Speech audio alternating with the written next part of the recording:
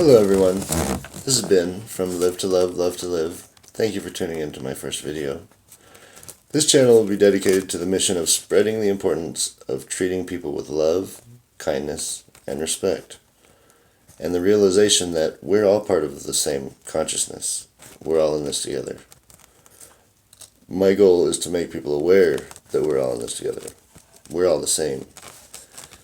We're all affecting reality with our thoughts, just like we are with our actions. We're all responsible for our thoughts.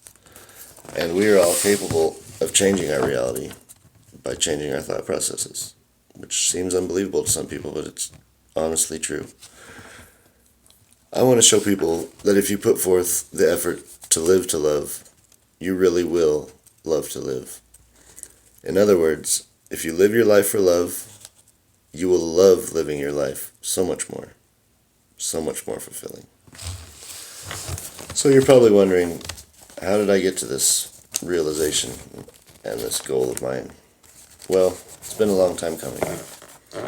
And I've realized that every single step of this process that I've taken was not only required to get to this point, but they were important learning lessons that helped me or allowed me to get here.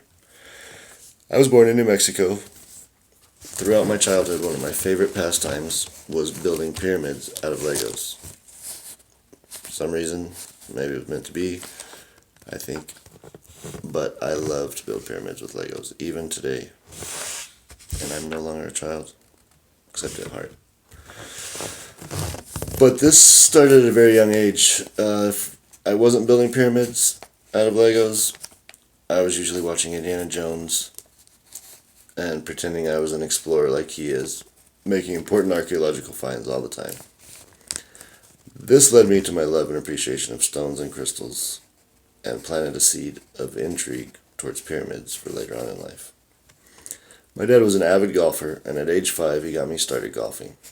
Golf is one of my favorite hobbies, and it made me learn very quickly that confidence is vital to golf. If you think you're going to hit the ball good, most likely you're going to hit the ball good. If you're a little doubtful if you're going to hit it good, you're probably not going to hit it good. And if you know you're not going to hit it good, you're not going to hit it good. And they say 95% of golf is a mental battle between knowing that you can do it and doubting yourself that you can do it. And the pros don't doubt themselves, because that's the key to life and golf.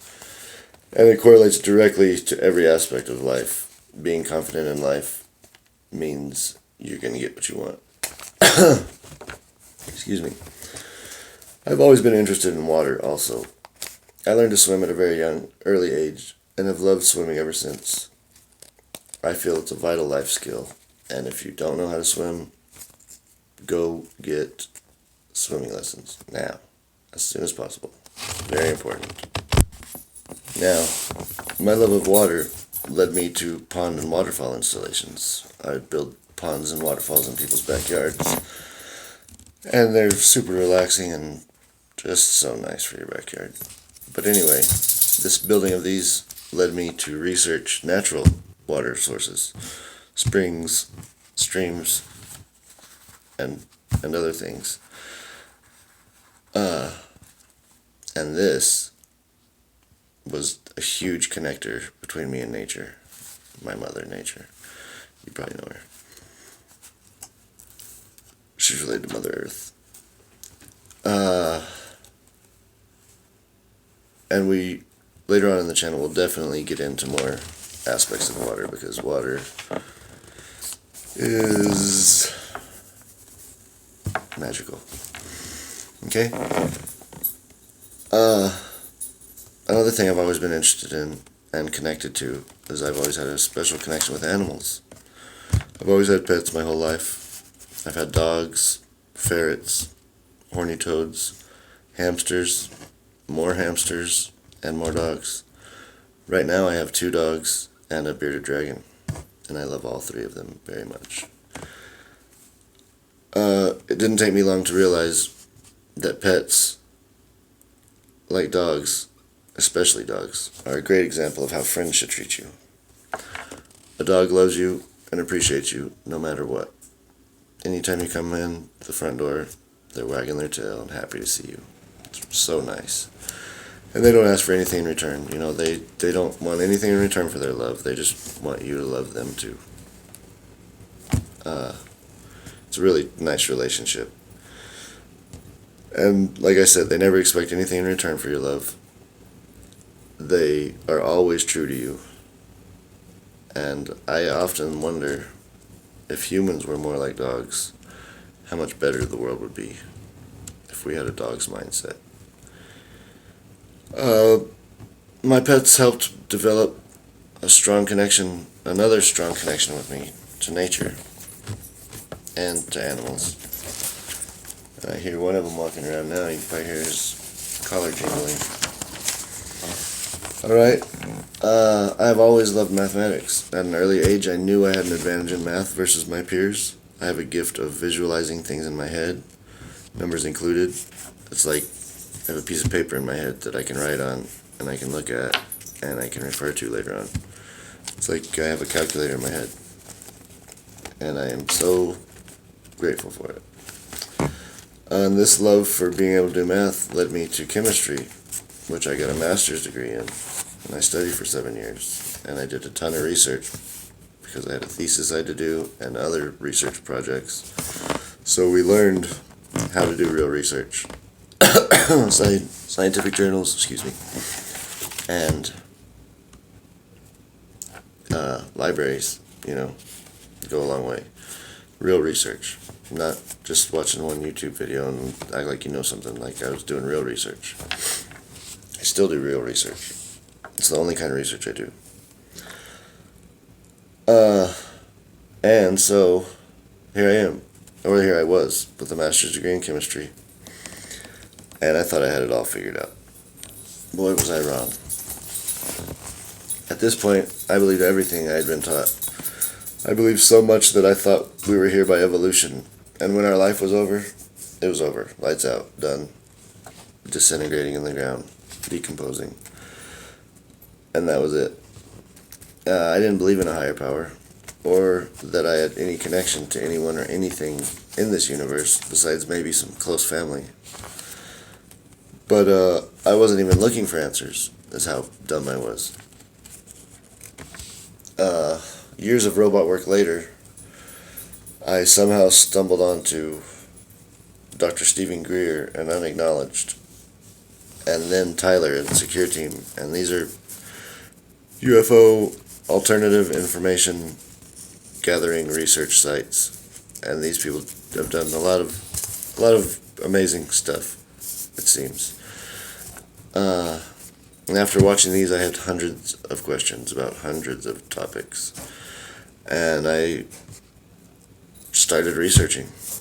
And by the end of it, I learned so much about NASA, Antarctica, Richard Byrd, Hollow Earth, Flat Earth, the moon, the stars, the planets, space, ancient civilizations, free energy, magnets, all kinds of stuff. And the more I studied, the more I thought, this stuff seems to be the most important thing going on in the world. How come are people not interested in this?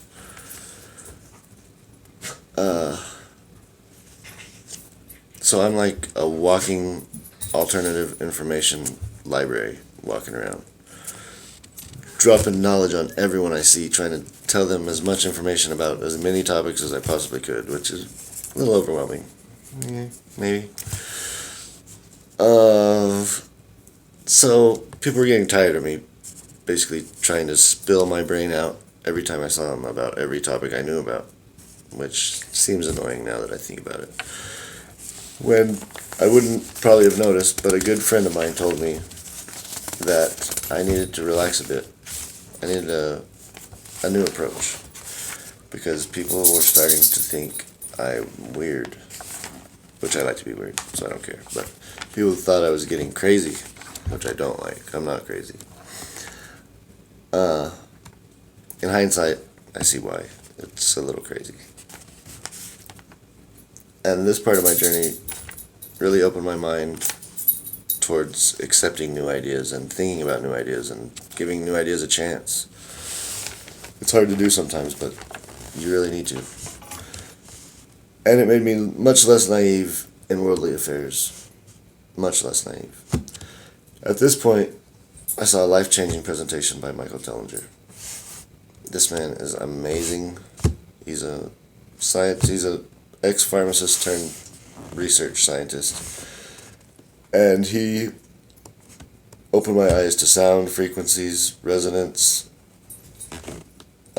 all kinds of stuff. Super guy. Awesome. And watching him, I quickly learned that sound is the starting point to basically everything. Excuse me. And now I had a new vantage point. All the stuff I had learned previously was coming together. And at this point, I started re-examining the ancient Egyptians. And I found what I had been looking for. But let's back up a little bit to growing up. I've always loved being around people. I've always been able to fit in because for some reason I've always been able to tell how people are feeling,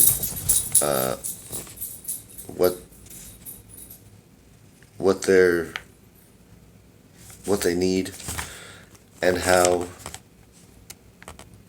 I've always been able to tell what people need, what they're feeling, and how I can respond accordingly.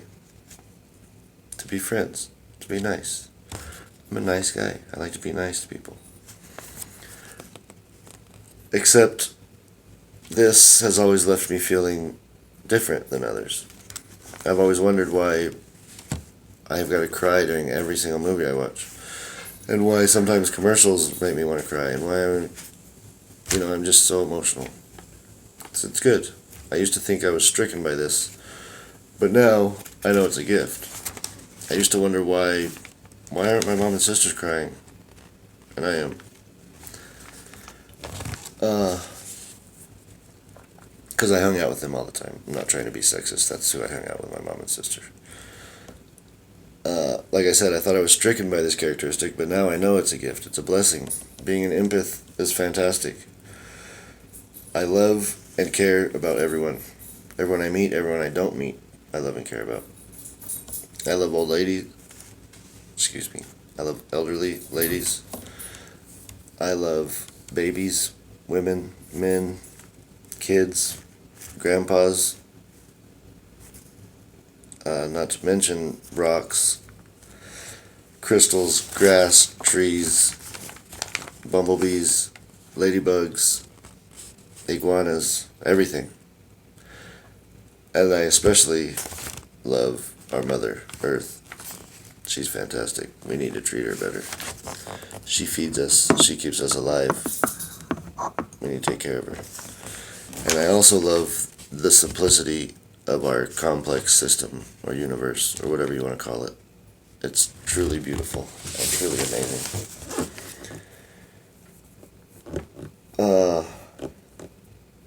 And most importantly, I love myself.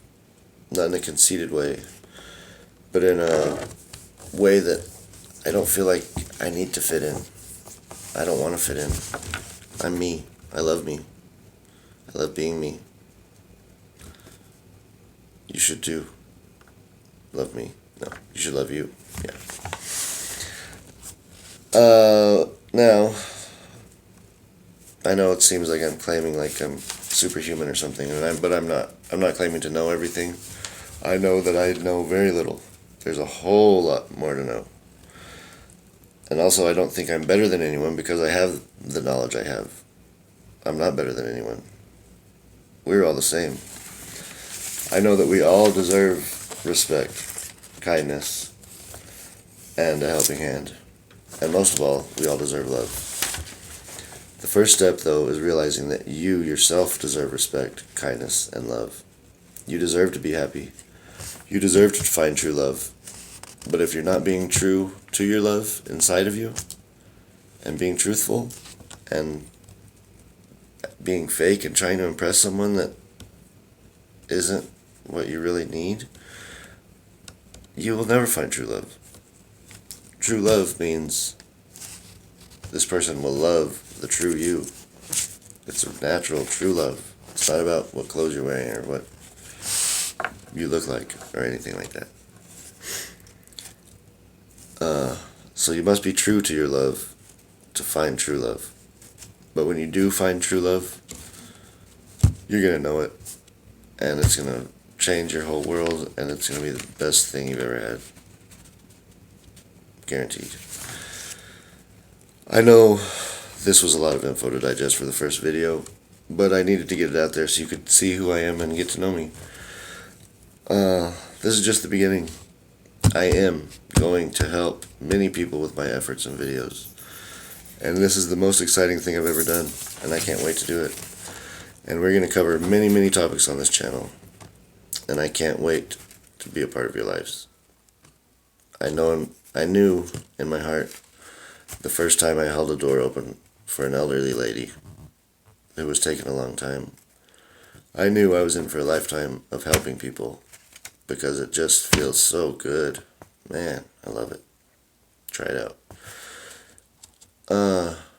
I didn't know it was going to happen like this, but I knew I would be helping people.